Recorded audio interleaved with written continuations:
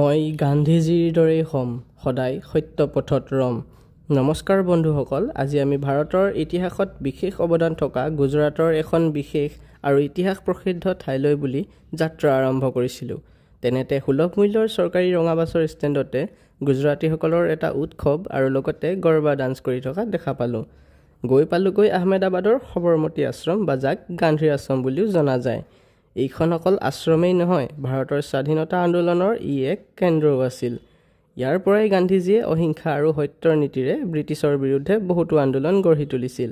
উদাহৰণস্বৰূপে দাণ্ডী যাত্ৰাৰ কথাই ক'ব পাৰি, য'ত তেওঁ এই আশ্ৰমৰ পৰাই দাণ্ডীলৈকে 387 কিলোমিটাৰ খোজকাঢ়ি গৈ ব্ৰিটিছৰ দ্বাৰা প্ৰণয়ন কৰা লোন আইনৰ বিৰুদ্ধে আন্দোলন গঢ়ি তুলিছিল। এই আশ্ৰমতে বহি গান্ধীজীয়ে দিনৰ বেছিভাগ সময় যঁতৰত সূতা কাটিছিল। যঁতৰ এইটো আছিল গান্ধীজীৰ স্বাৱলম্বী আৰু স্বদেশী ভাৰতৰ প্ৰতীক। আৰু মহাত্মা গান্ধী যেতিয়া অসমলৈ আহিছিল, তেতিয়া অসমৰ শিপিনীসকলৰ বিষয়ে এষাৰ কথা কৈছিল যে অসমীয়া শিপিনীয়ে তাঁতশালত সপোন ৰচিব পাৰে। পিছে গান্ধীজী অসমলৈ কেইবাৰ আৰু কেতিয়া কেতিয়া আহিছিল বাৰু? প্ৰশ্নটি মই আপোনালোকলৈ ঠেলি দিলোঁ, কমেণ্ট বক্সতে উত্তৰটি দিবলৈ নাপাহৰিব। প্ৰতিটো কোঠাই এটা এটা কাহিনী কয় আৰু সেই কাহিনীয়ে আমাক অহিংসা আৰু সত্যৰ নীতিৰ কথা কয়।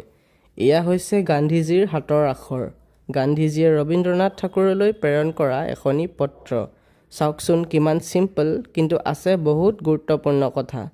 ইয়াত থকা প্ৰতিখন ছবিয়ে এচুৱা কাহিনী কয় আৰু প্ৰতিটো বস্তুৱে গান্ধীজীৰ জীৱনশৈলী, তেওঁৰ চিন্তাধাৰাৰ বিষয়ে সোঁৱৰাই দিয়ে। এই প্ৰতিমূৰ্তি ভাগলৈকে চাওকচোন, এনে লাগিব যেন সাক্ষাৎ গান্ধীজীয়ে সন্মুখত বহি আছে। এয়া সেই সময়ৰ বাতৰি কাকতৰ কিছু সংগ্ৰহ, আৰু লগতে এয়া হৈছে ডিপাৰ্টমেণ্ট অফ পোষ্ট ইণ্ডিয়াৰ ঢাই আক্ষৰ এ লেটাৰ টু গান্ধীজী বুলি এটা নেশ্যনেল কম্পিটিশ্যনৰ এৱাৰ্ডি লেটাৰ্ছবিলাকৰ সংগ্ৰহ। কোনচোৱা কাহিনীৰ দৃশ্য নিশ্চয় ধৰিব পাৰিছে হয়, আৰু ইয়াত থকা সৰু সৰু প্ৰতিমূৰ্তিসমূহ ইমান সুন্দৰ আৰু জীৱন্ত ৰূপ দিছে, সঁচাই আচৰিত। এয়া হৈছে সবৰমতী নদী, আৰু এই নদীৰ পাৰতেই অৱস্থিত এই আশ্ৰমখনি।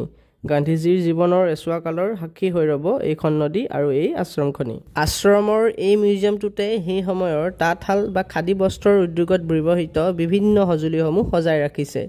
এয়া কিছুমান খাদী সূতা, য'ত কোনো কৃত্ৰিমতা নাই। ইয়াতে এটা কোঠাত এখন স্ক্ৰীণত মহাত্মা গান্ধীৰ লগত জড়িত সেই সময়ৰ বিভিন্ন ঘটনাৰাজি দেখুৱাই থকা হয়। ইয়াত সোমাবলৈ কোনো টিকেট কটাৰ প্ৰয়োজন নাই। বন্ধুসকল, আপোনালোকে ইয়াত আহিলে বহুত শান্তি আৰু প্ৰেৰণা পাব। খুব এটা শান্ত পৰিৱেশ, দূৰ দূৰণিৰ পৰা পৰ্যটক আহিছে যদিও এটা শান্ত পৰিৱেশ বজাই ৰাখিছে। তাৰ পিছত গৈ পালোগৈ কনকৰীয়া লেক নামৰ এটুকুৰা ঠাইত। বাছৰ পৰা নামি এখন ঘোঁৰা গাড়ী দেখা পালোঁ। মন গ'লে তাত ৰাইডো কৰিব পাৰি, মাত্ৰ আই লক্ষ্মীৰ কৃপা থাকিলেই হ'ল। লেকটোত উপভোগ কৰিবলৈ বিভিন্ন বস্তু আছে, পিছে কওঁৱেই নহয়, কপালত এটা ডাঙৰ ফুটা আছে মোৰ, আৰু সেই ফুটাইদি সকলো উপভোগ সা সুবিধা সৰকি যায়। সেইবাবে মই যোৱা বাবেই চাগে বহুত কেইটা বস্তু বন্ধ হৈ পৰিল।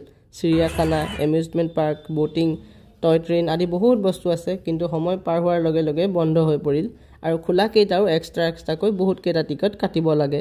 তাকো যিকেইটা চাম বুলি ভাবিছিলোঁ আটাইকেইটাৰে মেৰামতিহে চলি আছিল। এনেদৰে লেকটোৰ পাৰে পাৰে পিটপিটাই ঘূৰি ফুৰোঁতে গৈ এটুকুৰা ভোট ওলোৱা ঠাইত পালোঁগৈ, আৰু ভয়তে কম্পমান হৈ পলাই নিজৰ ৰুম পালোহি। তেতিয়াহ'লে আজিলৈ আহিছোঁ, বাই বাই।